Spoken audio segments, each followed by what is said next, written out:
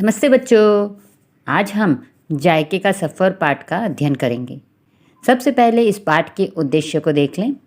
सफ़र हमेशा से ही रोमांचित करने वाले और अविस्मरणीय होते हैं, विशेषकर तब जब वह सफ़र हमारी जिह्वा के अनेक स्वाद तंतुओं को झंकृत करते हुए पेट के रास्ते आत्मिक संतुष्टि का अनुभव कराएं। चौंकिए मत, क्योंकि यह सफ़र है स्वाद यानी जायके का, और यह सफ़र तब और विशेष हो जाता है जब जायका भारतीय संस्कृति की विविधता का स्वाद समेटे हो। आइए पाठ का अध्ययन करते हैं। भारतीय भोजन यहाँ की परंपरा, सांस्कृतिक विविधता और अमृत तुल्य स्वाद का बेजोड़ संगम है। इस उपमहाद्वीप के प्रत्येक भौगोलिक क्षेत्र के व्यंजन और उन्हें पकाने की विधियां एक दूसरे से बिल्कुल भिन्न होना भारतीय भोजन की थाली को एक विशिष्ट रूप प्रदान करता है। अपनी इसी विशिष्टता के कारण भारतीय व्यंजन पूरी दुनिया में लोकप्रिय है। इसका उदाहरण है लगभग सभी बड़े देशों में मौजूद भारतीय भोजनालय, जहां सप्ताहांत या अवकाशों पर भोजन के लिए विदेशियों की भीड़ लगी रहती है। प्राचीन समय से ही भारत में आने वाले विदेशी व्यापारी यहाँ के व्यंजनों के इस कदर दीवाने हो जाते थे कि वे इन्हें बनाने की विधि सीख कर जाते थे, और साथ ही यहाँ के गरम मसाले भी खरीद कर ले जाना नहीं भूलते थे। ब्रिटिश शासन में सब्जी में विभिन्न मसाले डालकर बनाई कैकारी अंग्रेज़ों को इतनी पसंद थी कि उन्होंने उसे काट छाँट कर छोटा कर दिया और करी बना दिया। आज यूरोपियन देशों में करी भारतीय खाने का पर्याय बन गई है। गौर करने वाली बात यह है कि भारतीय व्यंजनों की यह विविधता इन्हें पकाने की विविध शैलियों के कारण है। जब ब्रिटिश सेना ने भारत में पैर पसारे तो उनके रसोइये भी एक ही व्यंजन के इतने रूपांतरों से चकित रहते थे। इससे जुड़ी एक रोचक कहानी भी है। सेंट्रल लंदन के एक मशहूर रेस्तरां में काम करने वाले अनुभवी शेफ विलियम हेराल्ड को ब्रिटिश सेना के एक उच्चाधिकारी के व्यक्तिगत रसोइये के तौर पर नियुक्त कर भारत भेजा गया। एक दिन उस अधिकारी को वहाँ के स्थानीय व्यंजन भेलपुरी चखने का मौका मिला। उसे वह इतनी पसंद आई कि उसने विलियम को भेलपुरी बनाने की विधि पता लगाने को कहा। यह काम आसान नहीं था, क्योंकि उस समय खाना बनाने की विधियां मौखिक रूप से ही एक पीढ़ी से दूसरी पीढ़ी तक पहुंचाई जाती थी, लिखित रूप में उपलब्ध नहीं थी। नतीजा यह हुआ कि विलियम को भेलपुरी बनाने की विधि जानने के लिए घर घर जाना पड़ा, लेकिन पूरे दिन छानबीन के बाद भी वह भेलपुरी बनाने की कोई एक विधि नहीं खोज पाया, क्योंकि हर घर में यह व्यंजन अलग तरह से मसालों और तेल से बनाया जाता था। मूल सामग्री एक होने पर भी उसमें डाले जाने वाले मसालों और पकाने की शैली की भिन्नता के कारण तैयार व्यंजन का स्वाद और रंग रूप दोनों बदल जाते हैं। उत्तर भारत की अरहर की दाल गुजराती या हैदराबादी दाल से भिन्न होगी। पंजाब का वड़ा और दक्षिण भारत का वड़ा स्वाद में एक दूसरे से बहुत अलग है। खाना पकाने में प्रयोग होने वाले मुख्य सामग्री, सब्जी, अनाज, फल की उपलब्धता और मसालों की भिन्नता के आधार पर भारत में खाना पकाने की 4 क्षेत्रीय शैलियाँ प्रचलित हैं। उत्तर भारतीय, इसके अंतर्गत कश्मीर, पंजाब, उत्तर प्रदेश, हरियाणा, हिमाचल प्रदेश, उत्तराखंड के व्यंजन शामिल हैं। उत्तर भारतीय व्यंजनों पर मुगलई प्रभाव अधिक दिखाई देता है, इसलिए तरी वाली सब्जियों में दूध, पनीर, घी, दही का प्रयोग खूब होता है। अदरक, लहसुन, लौंग, काली मिर्ची, दालचीनी, इलायची, केसर, सूखे मेवों से बने व्यंजन इस थाली को शाही रूप देते हैं। तंदूरी खाना इस शैली की विशेषता है। उबले आलू और मौसमी सब्जियां भर कर बनाया गया उत्तर भारतीय नाश्ता समोसा आज उत्तरी अमेरिका, मध्य पूर्व के देशों, अफ्रीका आदि में भी खूब शौक से खाया जाता है। चटपटे अचार और चटनियों के बिना तो उत्तर भारतीय थाली अधूरी ही है। दम आलू, चिकन टिक्का, तंदूरी चिकन, दाल मखनी, छोले भटूरे आदि व्यंजन अंतर्राष्ट्रीय स्तर पर अपनी जगह बना चुके हैं। अब आइए दक्षिण भारत की ओर चलें। इसमें तमिलनाडु, कर्नाटक, आंध्र प्रदेश और केरल राज्य आते हैं। हालांकि इसमें से प्रत्येक राज्य के व्यंजन के स्वाद और पाक विधि में विविधता दिखाई देती है। चावल और नारियल का उत्पादन इन राज्यों में खूब होता है, इसलिए इन दोनों का प्रयोग यहाँ के व्यंजनों में बहुतायत है। तरी वाली सब्जियों में कसा हुआ नारियल या नारियल का दूध डाला जाता है। नारियल की चटनी भोजन का मुख्य अंग है। भोजन को सुगंधित बनाने के लिए करी पत्ता, राई, सरसों के बीज, काली मिर्च, दाल, चीनी, लौंग, जीरा, जायफल, इलायची और गुलाब जल का प्रयोग होता है। इमली और हरी मिर्च भोजन को तीखा और खट्टा स्वाद देती है। डोसा, इडली, सांभर वड़ा, रसम, पोंगल, हैदराबादी बिरयानी जैसे व्यंजन विश्व स्तर पर किसी परिचय के मोहताज नहीं हैं। आइए पूर्व भारतीय की ओर चलें।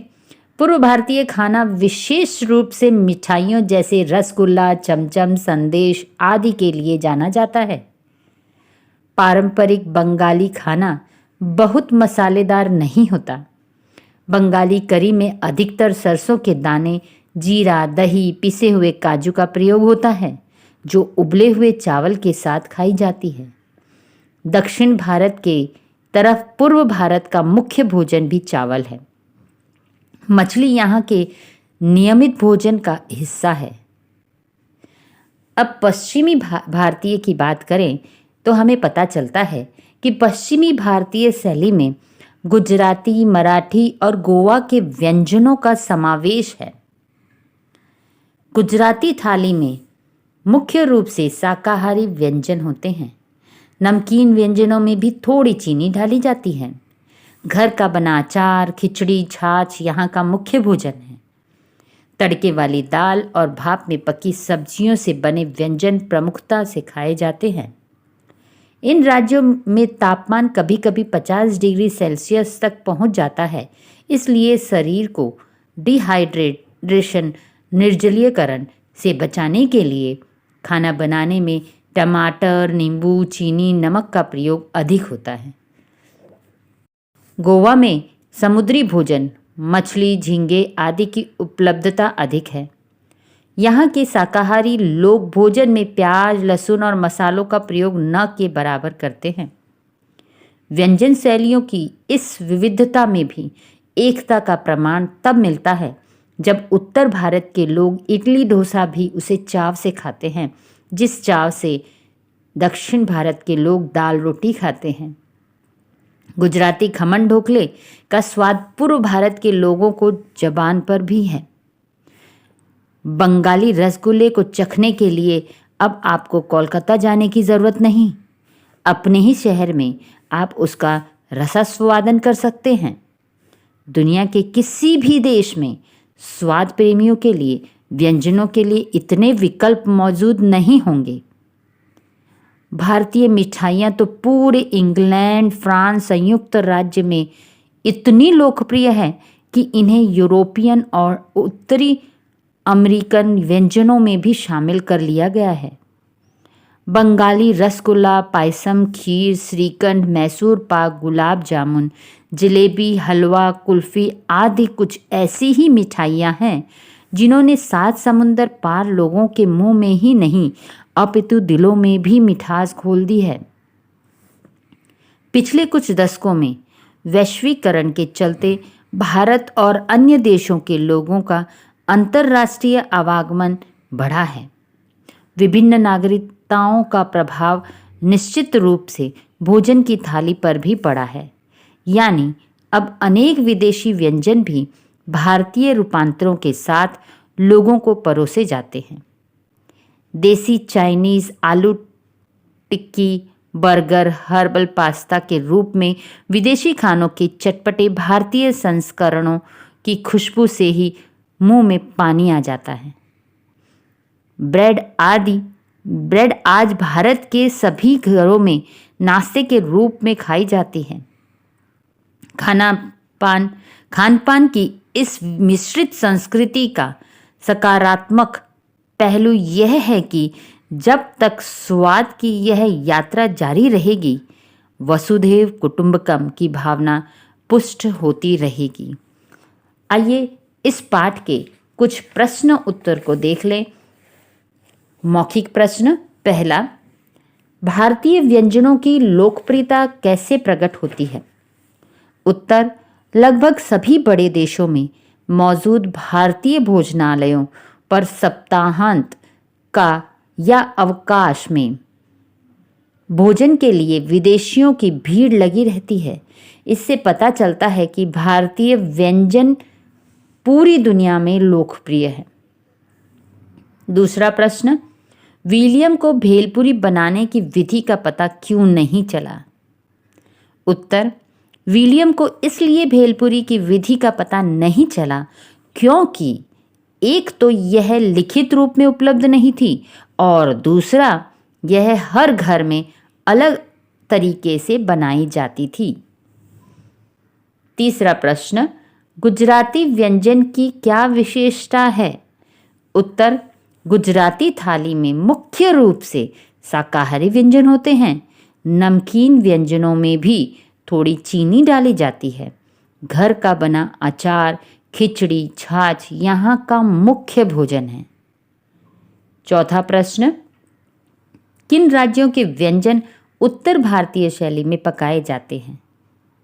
उत्तर, कश्मीर, पंजाब, उत्तर प्रदेश, हरियाणा, हिमाचल प्रदेश, उत्तराखंड के व्यंजन उत्तर भारतीय शैली से पकाए जाते हैं। पांचवा, पूर्व भारतीय खाना किस लिए प्रसिद्ध है? उत्तर, पूर्व भारतीय खाना विशेष रूप से मिठाइयों जैसे रसगुल्ला, चमचम, संदेश आदि के लिए जाना जाता है। आइए पाठ के कुछ लिखित प्रश्न उत्तर को देखें। पहला, उत्तर और दक्षिण भारतीय व्यंजन शैली में अंतर स्पष्ट कीजिए। उत्तर भारतीय व्यंजनों में मुगलई प्रभाव अधिक दिखाई देता है, इसलिए तरी वाली सब्जियों में दूध, पनीर, घी, दही का प्रयोग खूब होता है। अदरक, लहसुन, लौंग, काली मिर्ची, दालचीनी, इलायची, केसर, सूखे मेवों से बने व्यंजन इस थाली को शाही रूप देते हैं। तंदूरी खाना इस शैली की विशेषता है। दक्षिण भारतीय तरी वाली सब्जियों में कसा हुआ नारियल या नारियल का दूध डाला जाता है। नारियल की चटनी भोजन का मुख्य अंग है।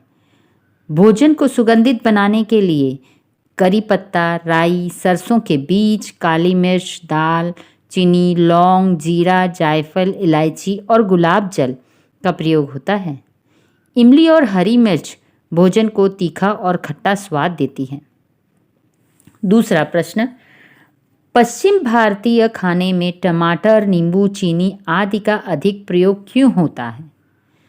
उत्तर, पश्चिम भारतीय राज्य में तापमान कभी कभी 50 डिग्री सेल्सियस तक पहुंच जाता है, इसलिए शरीर को डिहाइड्रेशन से बचाने के लिए खाना बनाने में टमाटर, नींबू, चीनी, नमक का प्रयोग अधिक होता है। तीसरा प्रश्न, व्यंजन शैलियों की विविधता के बीच एकता का प्रमाण कब मिलता है?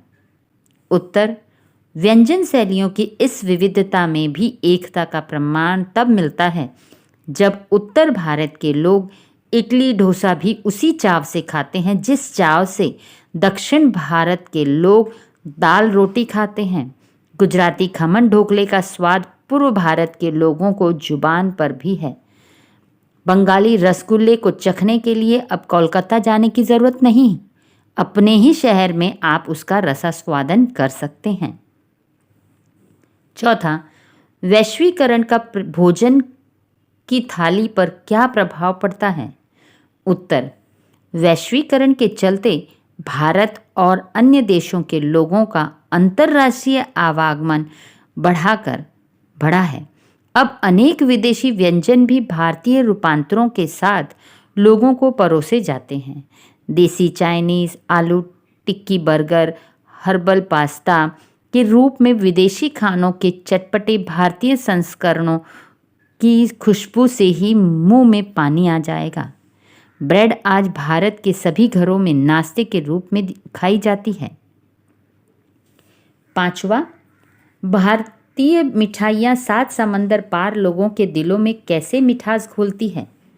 उत्तर, भारतीय मिठाइयाँ तो पूरे इंग्लैंड, फ्रांस, संयुक्त राज्य में इतनी लोकप्रिय है कि इन्हें यूरोपियन और उत्तरी अमेरिकन व्यंजनों में भी शामिल कर लिया गया है।